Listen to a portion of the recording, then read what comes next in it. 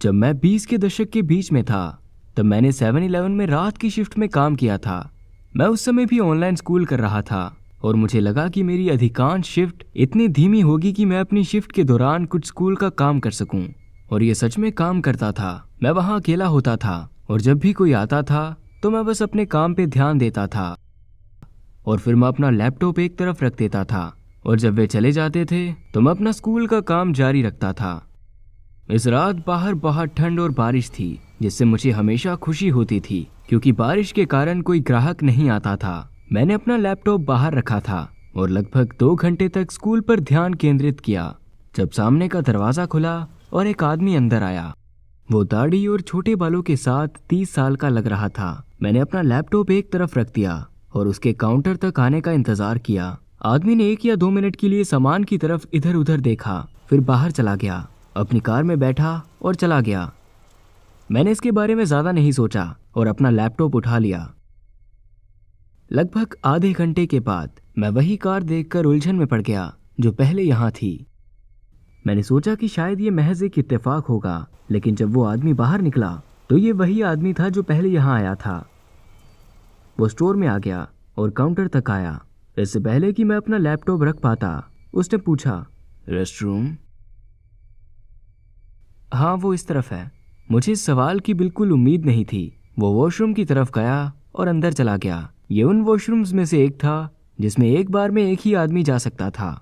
मैं ये सोचने से खुद को रोक नहीं सका कि 30 मिनट बाद केवल बाथरूम का उपयोग करने के लिए वापस आना थोड़ा अजीब था। जैसे कि वो जहां भी था उसके करीब कहीं वॉशरूम हो सकता था। तो क्या वो पूरे 30 मिनट तक इसी एरिया में था? वो शायद कुछ सामान लेने के लिए भी वापस आ सकता है जिसकी उसे जरूरत हो, मुझे नहीं पता। मैंने कुछ मिनट इंतजार किया और फिर कुछ और फिर ये थोड़ा असामान्य होने लगा। हालांकि मैं वो व्यक्ति नहीं बनना चाहता था जो लोगों पर जांच करता है या उनके वॉशरूम का दरवाजा खटखटाता है। 15 मिनट और बीत गए, तभी एक ऑफिसर पार्किंग में घुस गया। उसने चारों ओर चक्कर लगाया और उस आदमी की कार के ठीक पीछे धीमा हो गया। वो स्पष्ट रूप से उसका निरीक्षण कर रहा था और थोड़ी दूर जाने के बाद उसने अपनी कार उस कार के ठीक पीछे रोक दी और बाहर निकल गया। ऑफिसर स्टोर में आया और चारों ओर देखा, फिर मेरी तरफ देखा और पूछा कि क्या मैं जानता हूं कि बाहर उस कार का मालिक कौन है। ऑफिसर बहुत ही उत्साहित लग रहा था, वो चिंतित था। मैंने बाथरूम की ओर इशारा किया और कहा कि वो कुछ समय से वहीं है। ऑफिसर वहां गया और दरवाजा पीटना शुरू करने में संकोच नहीं किया। ये स्पष्ट था कि कुछ गंभीर रूप से गलत था। उसके खटखटाने और चिल्लाने के 1 मिनट बाद उसने मेरी तरफ देखा और पूछा कि क्या मेरे पास दरवाजे की चाबी है। मैं थोड़ा कांप रहा था, लेकिन मैंने काउंटर के नीचे दराज में छानबीन की और चाबी ढूंढ ली। फिर दौड़कर उसके पास गया। उसने दरवाजा खोला और बंदूक उठाई। कमरा खाली था। 1 मिनट तक पूछताछ करने के बाद मुझे विश्वास नहीं हुआ ये पैनलों से बना है जहां से आप उन्हें बाहर धकेल सकते हैं। मुझे लगता है कि वो आदमी सिंक के ऊपर चढ़ गया था और खुद को ऊपर खींचने में कामयाब रहा। ऑफिसर ने बैकअप को बुलाया और 15 मिनट के भीतर उन्होंने उस आदमी को छत के अंदर छुपा हुआ पाया। उन्होंने उसे बाहर निकाला और उसे गिरफ्तार कर लिया, क्योंकि मुझे बताया गया कि वो आदमी रात में पहले कई नौजवान और निर्दोष लोगों के साथ कुछ बहुत ही भयानक चीजें करने के बाद भाग रहा था। उन्हें उसकी कार की डिटेल्स मिली और एक स्टोर के कैमरे में उसकी लाइसेंस प्लेट दिख गई। ऑफिसर्स ने ऐसा दिखाया कि मैं भाग्यशाली था, क्योंकि पिछले जिन लोगों को उसने नुकसान पहुंचाया था वो आधी रात को अकेले थे, या तो काम कर रहे थे या बस बाहर घूम रहे थे। क्या वो आदमी छत में छुपने की कोशिश कर रहा था क्योंकि वो जानता था कि पुलिस उसके पीछे है, या वो मुझ पर कुछ करने की कोशिश कर रहा था? ये स्पष्ट नहीं है। शुक्र है कि वो आदमी अब जेल में बंद है। हालांकि मैं एक मध्यम आकार के कार्यालय के लिए एक सिक्योरिटी गार्ड हूँ। मैं रोज अपने एक साथी कर्मचारी के साथ होता हूँ। मुझे इससे कोई परेशानी नहीं थी। हालांकि अकेले रहना ज्यादा मुश्किल था और जागते रहना कठिन बना देता था। लेकिन कभी कभी साथी का होना इस बात पर निर्भर करता है कि वो कौन है, क्योंकि वो कोई परेशान करने वाला भी हो सकता है। इस महीने के लगभग 2 हफ्ते बीत चुके थे जब मैं हमेशा की तरह ड्यूटी पर था और सड़क के दूसरी ओर दूर कुछ लोगों को देखा। वो अंधेरे में खड़े होकर मेरी ओर देख रहे थे। मुझे नहीं पता कि वो बिल्डिंग को देख रहे थे या मुझे देख रहे थे, लेकिन इससे मुझे एक असहजता महसूस हुई। अगली बार जब मैंने अपना चक्कर लगाया तो वो जा चुके थे। मैंने उसे अपने दिमाग में नोट कर लिया, लेकिन मैंने इसके बारे में ज्यादा नहीं सोचा। रात का बाकी समय शांत रहा। मैं सुबह 6 बजे बाहर निकला और रिपोर्ट करने के लिए और कुछ नहीं था। अगले कुछ दिन भी घटनाहीन रहे, लेकिन फिर हफ्ते के अंत में एक रात मैंने अपना चक्कर लगाया और उन्हें फिर से देखा। वे पिछली बार की तरह उसी जगह पर थे, अंधेरे में खड़े थे और मुझे देख रहे थे। इससे मैं फिर से असहज हो गया और लगभग 5 मिनट तक वहीं खड़ा रहा। मुझे वहां पर देखकर वो लोग वहां से चले गए। मैंने नोट करने की कोशिश की कि वो कैसे दिखते थे, लेकिन वास्तव में मैं उस दूरी से ज्यादा कुछ नहीं देख सका। उनके जाने के बाद मैं 10 या 15 मिनट तक बाहर रहा, ये सुनिश्चित करने के लिए कि वो वापस ना आए। फिर मैं उनके जाने के बाद वापस अंदर गया। मैंने सोचा कि अब ब्रेक रूम में जाने और अपना दोपहर का भोजन करने का अच्छा समय है। ये लगभग 1 बजे था। ब्रेक रूम बिल्डिंग के पीछे सबसे अंत में है। मैं एक मेज पर बैठ गया और अपने फोन पर स्क्रॉल करते हुए खाना शुरू कर दिया जब मुझे अचानक एक आवाज सुनाई थी। मैंने अपना फोन नीचे रख दिया और दरवाजे की ओर देखा। मैंने पहले कभी ऐसी आवाज नहीं सुनी थी। कुछ सेकंड के बाद मैं उठा और दरवाजे की तरफ चला गया। मैं वहां लगभग 30 सेकंड तक खड़ा रहा, कुछ भी सुनने के लिए इंतजार कर रहा था, लेकिन वहां सब कुछ इतना शांत लग रहा था कि मुझे लगा कि कुछ भी नहीं है। मैं अपनी कुर्सी पर बैठा और इधर उधर इंतजार करने लगा, लेकिन मेरे अंदर कुछ ऐसा महसूस हुआ जैसे मुझे एक और चक्कर लगाना चाहिए। जो शोर मैंने सुना उससे मैं घबराया नहीं। हालांकि मुझे लगता है कि अगर कुछ था तो मैं इसे जानने के लिए उत्सुक था कि ये क्या था, और इससे कुछ ऐसा पाया जिससे मैं बोर होने पर ढूंढ सकता था। मैंने बिल्डिंग के चारों ओर घूमते हुए बाहर अपना चक्कर लगाना शुरू किया। ये शांत था, केवल भिनभिनाती स्ट्रीट लाइट के अलावा वहां कोई नहीं था। मैं वापस अंदर गया और बिल्डिंग के अंदर से चलना शुरू कर दिया। आमतौर पर जब तक कि सिस्टम में कोई अलर्ट ना हो, मैं जगह के हर इंच की जांच नहीं करता। मैं बस गलियारों के ऊपर और नीचे चलता रहता और सुनिश्चित करता कि कुछ भी बंद ना हो। हालांकि हॉल लंबा था और ये एल के आकार का था, इसलिए ये 2 लंबे दलान की तरह था।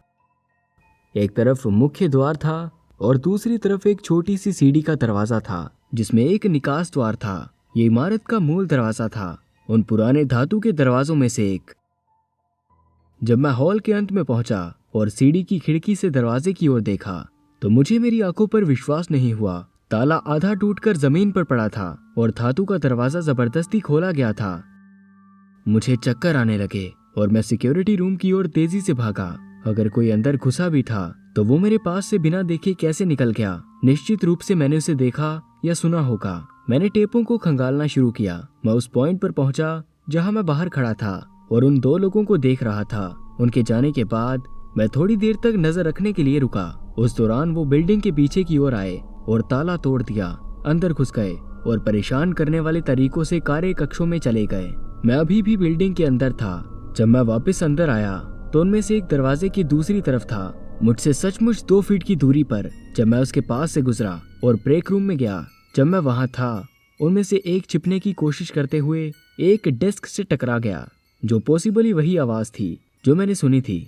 उनके बेल्ट पर बड़े चाकू या शायद छोटी बंदूक भी थी, जिससे मुझे लगता है कि अगर जरूरत पड़ती तो वो मुझे मार डालने के लिए तैयार थे। मैंने पुलिस को फोन किया और टेप सौंप दी, लेकिन कुछ नहीं हुआ। वे बहुत दिमाग वाले थे और उन्होंने अपने चेहरे ढके हुए थे। कंपनी ने दावा किया कि कोई हार्ड ड्राइव या फाइलें या कुछ और ले जाया गया था और वो इसके बारे में बहुत चिंतित थे।